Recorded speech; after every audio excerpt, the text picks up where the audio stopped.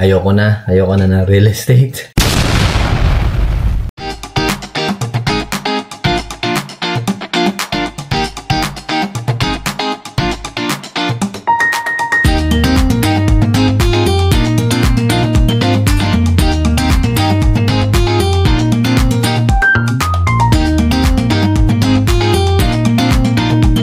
Good morning guys, starting our vlog dito sa Lucky Supermarket. Shout out. Kasi today I'm gonna tell you guys kung ano yung unang business na ginawa ko dito sa Winnipeg. Some of you guys know, some of you guys don't. So, isaw ng baboy, pork bunks. That's my first business. But before I tell you guys everything, let's just go home and get this thing ready. I'll tell you guys the story pag nasa bahay na ako. What's up guys? Just got home.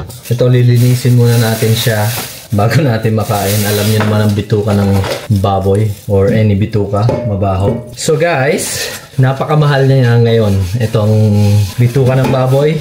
When I started 2016, ito yung una kong business. Yung per pound nito sa Lucky, kung saan ko siya binili, $2.99 lang per pound. Ngayon, $6.99 per pound na siya. Ang laki ng inangat niya. But anyway guys, like I said, ito yung una kong business. Back in 2015, pumunta kami sa Edmonton kasi nandun yung family ni April. Sinundan namin sila doon kasi gusto namin itry yung Edmonton. So si Elijah pa lang yung anak namin. 2015 summertime, siguro mga July, pero 6 months lang kami doon. Pero nung nandun kami, bored ako, walang magawa, and then nakita ko to sa isang super market doon. Sabi ko, try ko kaya mag-ihaw-ihaw. So, nag-try ako ng ihaw-ihaw. Tastes okay. Walang masyadong kumakain sa family ni April kasi hindi sila masyadong ma-street food. Ako lang yung mahilig sa street food. Tsaka si April, konti lang din ang kinain niya nung gumawa ako. Tapos, 6 months lang yung tinira namin sa Edmonton. Tapos, nung bumalik na kami dito sa Winnipeg, kami lang family ko, kami ni April, tsaka ni Elijah, tsaka ako. Nung nandito na kami, naisipan ko, ipagawa ko kay tatay. Patimplahan ko sa kanya kasi magaling si tatay magluto. Ang sarap siya magluto. So sabi ko, tay, timplahan mo naman to. Tinimplahan niya, John, sumarap, shout out sa tatay ko. Doon ko na isipan na, business ko kaya to, may bibili kaya. So, ang nangyari, post sa social media, kung merong gustong bumili, may nag-message naman, magkano daw. I think binibenta ko siya dati ng 3 sticks for $5. Kasi nga $2.99 pa lang yung per pound nun. Murang-mura pa lang. Tapos yun, nag-busy. Madaming umorder. Chinaga ko siya. And then, summer of 2016 din, may isa akong kaibigan, kumpare, na may business sila. Kung hindi nyo pa alam yung story ko, nagtanong ako kung pwedeng magbenta ng isaw pag sumasali sa Filipino Festival dito sa Winnipeg. Sabi naman nila, for sure. So yun, sumali ako sa kanila, nagbayad ako ng upa, and then meron ako small spot. Naubos naman yung tinda ko nung first time kami sumali doon. Kumita siguro kami ni April ng, I would say, $600.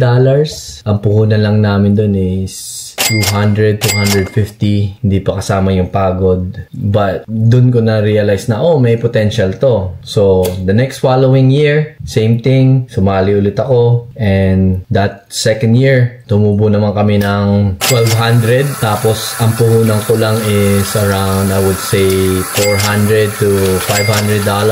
Tapos, nagbibenta na ako ng frozen. But a couple months after, tumaas na yung cost ng pork bunks. Yeah, mga 2018 pala, tumataas na yung price ng pork bunks. And then, syempre, pagtaas ng cost ng product mo, ng puhunan mo, liliit yung profit mo, di ba? So, syempre, yung mga tropa mo dyan na gusto lagi, pre-taste, nalulugi na. And then, next thing you know, nag-pandemic, tumigil na yung lahat. Wala na mga events. Nawalan na din ako ng gana dito sa isaw. Kasi napakatrabaho nyo talaga eh. Huhuga hugasan mo siya, papakuluan mo, ikakat mo into small pieces, ituhog mo. Yun, yung pandemic talaga natigil na siya kasi sabi ko, ay, wala akong chance dito na i-scale up ko tong business na to. Kaya natigil na din siya.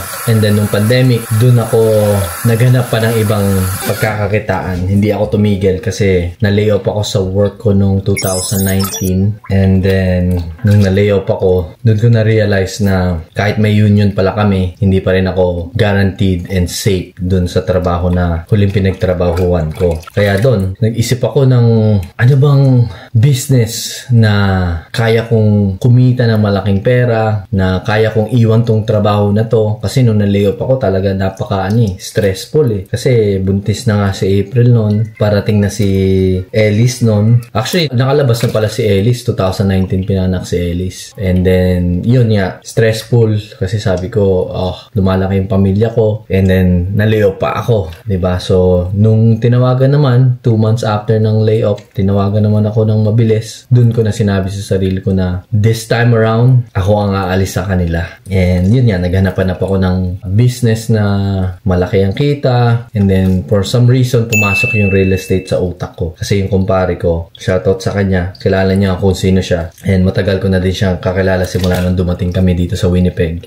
So, meron siya mga rental property dito sa Winnipeg, tsaka sa Philippines. So, dun, naisip ko na, paano kaya yung real estate? Sinabi niya naman sa akin, ganito lang yan, tol. Ganyan. Tapos, ganito, ganyan. Madali lang. Sabi niya, bibili ka na ng property, re-rentahan mo, and you can get cash flow. But then, hindi ko na-realize na madami palang pwedeng mangyari. Binasa ko din yung book ng Rich Dad Poor Dad, and then, habang binabasa ko yun, on the process naman akong i-close yung first rental ko. Kaya nung binabasa ko yung Rich Dad Poor Dad while I was at work, natapos ko yung book while working, na nagtatrabaho talaga, like legit. Sa trabaho ko nagbabasa ng libro. And then, nung binabasa ko yun, sabi ko, wow, ito na yata yung talagang business na maganda, right? Again, on the process ako bilhin yung first rental ko noon. Nabili ko siya February of 2020, and then pandemic happened in March, doon na nagulo. And April, May, June, kinik out ko yung dalawa kong student tenants doon sa bahay na yun. And then after 3 months kung mabili yung property, sabi ko kay April, ayoko na ng real estate. Ang dami palang headache ng pagiging landlord. Pero my gut was telling me na there's something more dito sa real estate than just being a landlord. Nanood pa ako ng mga YouTube videos. Sabi ko sa utak ko kasi, paano naman yung mga nagpi-flip ng bahay? Paano sila kumikita ng malaki? Tapos, I came across wholesaling. Sabi ko, paano kaya yun? Parang agent na walang license na kumikita ng pera, ganun-ganon. May sinalihan akong group sa Ontario. Hindi siya nag-workout kasi yung mga kausap ko sa phone na dinedelegate nila, kausapin yung mga bagong sali katulad ko, hindi masagot yung mga tanong ko. Sabi ko, ano ba to? Dapat sila yung marunong sumagot ng mga question ko kasi sila yung coach ko di ba? So anyway, that didn't work out. Siguro mga 2 weeks lang, kinancel ko na yung subscription ko sa kanila. And then, nalaman ko si Stephen Arnio. Doon nagbago yung trajectory ng real estate ko and yung career ko. Nung namatay si Stephen Arnio noong May of 2020, kasi may nag-post na schoolmate ko nung high school sa Gordon Bell. Sabi niya, RIP Stephen Arnio, thanks for putting Winnipeg on the map. And for me, napakaliit ng Winnipeg, kaya na-intrigue ako dun sa post niya na sino kaya tong lalaking putting Winnipeg on the map. So, nung nakita ko yung post na yon, actually, nasa work ako nung nakita ko yung post niya, na-intrigue talaga ako. Sinearch ko si Stephen Arnio, and then, boom, taga Winnipeg nga, merong coaching program, ganun-ganon. And then, nainganyo ako na tumawag, binili ko yung book niya right away, binasa ko yung book niya right away, so inspiring. And then, yun, doon ako nagpa-coach. Bayad ako ng almost $22,000 for my first ever one-on-one coaching. And at that time, wala na akong ipon nun kasi nilagay ko na dun sa first rental ko eh. Nagulat din ako na 20,000 yung price ng one-on-one coaching for 3 months. Pero again, my gut feeling said, gawin mo yan, gawin mo yan, gawin mo yan, gawin mo yan. So, nung kausap ko yung sales guy na nagbenta sa akin ng coaching, tinanong ko, magkano ba? Sabi niya, merong 3 program. One is 20,000, one is 35,000, one is 55,000, and then the professional one is 75,000. Medyo na ako, napalunok ako. Akala ko naman nasa 5K lang. Pero before nung phone call na yon, I had my mindset na kahit ano pang price na sabihin nito, kukunin ko yung coaching. So nung narinig ko na 20,000, yun nga, sabi ko, holy sabi ko doon sa guy, wait lang, kausapin ko lang yung wife ko, i-inform ko lang na bibiling ko yung coaching. Oh, are you gonna let your wife stop you from doing what you want? Sabi ko, no. She's my wife and I'm just gonna tell her na I'm gonna do this and I'm just gonna tell her na whether she likes it or not, I'm gonna do it. So sabi ko sa kanya, give me 5 minutes. So tinawag ko si April, sabi ko kay April, Beb, 20,000 yung coaching. Sabi niya, holy! Sabi niya, anong gusto mong gawin? Sabi ko, gusto ko talaga siyang gawin. Sabi niya, sure ka ba? Sabi ko, sure na sure. Sabi niya, paano mo babayaran? At that time, meron akong credit card, meron akong line of credit. Line of credit ko was $20,000. And then, wala akong utang sa credit card ko. Kasi dati, tatakot talaga akong mangutang eh. Sabi ko sa kanya, yung credit card ko, tsaka yung pambabayad ko, tsaka yung line of credit ko. Sabi niya, sure ka na dyan. Sabi ko, sure na talaga. So yun, binalikan ko yung kausap ko sa telepono. Sabi ko, yeah, I'm gonna take the bronze program, which is the 20,000 after taxes, almost 22. Sabi ko, lagay mo lahat sa credit card ko kasi I want all my points. Then yun, dun na nag-start talaga.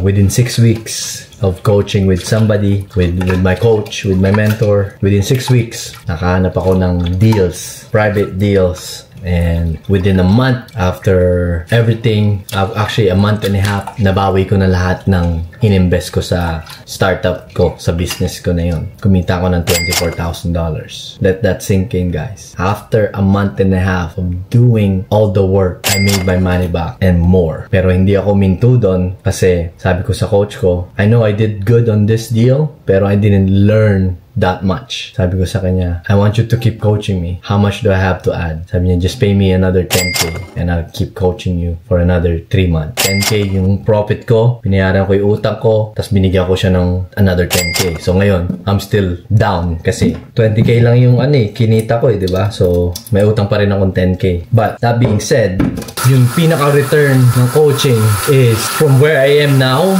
guys, walang sa kalingkingan ng binayad ko. And I'm just gonna say that to you guys.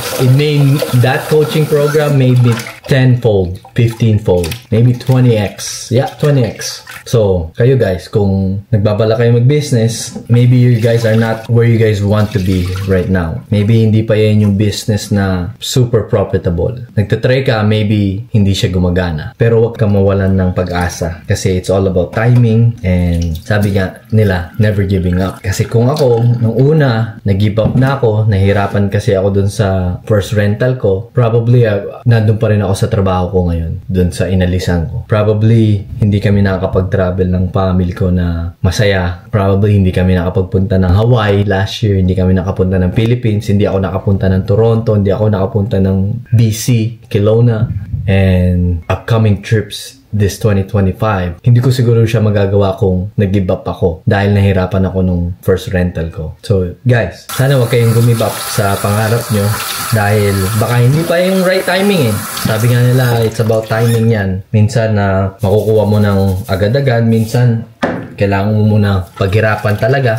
But once you got it, guys, trust me, mabilis lang ang panahon. So, yun. Sana nakinig kayo ng story ko. Ito, dahil dito sa isaw na to, nag-start lahat ng entrepreneurship ko. And I'm glad I did. So, yun guys, tapos ko na siyang hugasan ngayon. Papakulan natin siya. Lalagyan natin siya ng mga panglasa, syempre, para lumasya siya ng maayos. Hinugasan ko pa siya ng mga 3 pang beses. Kasi, pag hindi mo hinugasan ng madami, mabaho pa din talaga. Lagyan din natin siya ng ng luya. Ang gagawin ko na pala dito is dito ko siya, hindi ko siya iihawin. Kasi malamig sa labas. Gusto mo ng balot? No. Oh, wow. Why? Ayaw mo balot? Ikaw ang gusto ko.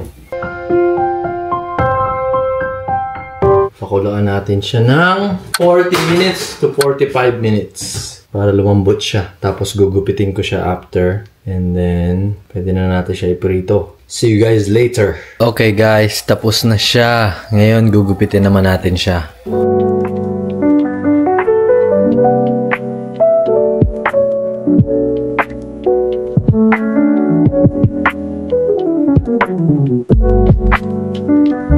All done. Pagkatapos doon, like I said, di natin siya iihaw.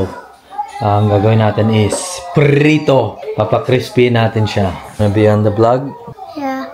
What do you wanna say to them? Hi guys. Don't forget to like, comment, and subscribe. Galing ah. Okay guys, piniprito na natin siya. Make sure gawin yung low heat lang. Kasi pag binigla mo, masusunog agad. See you guys when it's all done. You're gonna eat that? The one Daddy's cooking? What? The isaw? Come. Isaw? Yeah. Let me see. Let me check. Diba Daddy used to cook this? Eat that before? Barbecue, yeah. Oh. When you were younger. Oh, that? It smells bad though. It's gonna taste good later. It's from the stomach of the pig. Why? Huh? Why? Why do it smell? Eh, ganun eh. You don't wanna try? I don't like it. Come on, you gotta try. Mamaya, it's gonna be crispy. Okay? So guys, ito na yung itsura niya. I've been cooking for almost 40 minutes. Dapat bumili na lang ako sa Seafood City, hindi pa ako napagod. Pero gusto kong ipakita sa inyo yung process and yung kwento ko. Napabili tuloy, napagod pa. Alright guys, after 48 years, medyo tapos na siya. I think tapos na siya. Papalamigin na lang natin para lalong lumutong. Hey, And then this guy's here. it smells bad. Why is it from the pig's stomach? Eh, ito yung from the pig's stomach eh. Can I see? Let me try, kung malutong siya. Hindi pa marutong. I think kailangan ng second fry to. Okay guys, dinoble fry ko siya and it came out good. Much better than kanina. So, good job to me. Papa-judge natin kay Ate Ta kung masarap or not. It tastes good, guys. I told you. Ano? Approve? Zero. Eh di wow. 3. Pork bang. Crispy pork bun. Kanina ayaw mo. This is tasting good. Smelly ka pa kanina. Ngayon, Oh, taste good, di ba? that's it.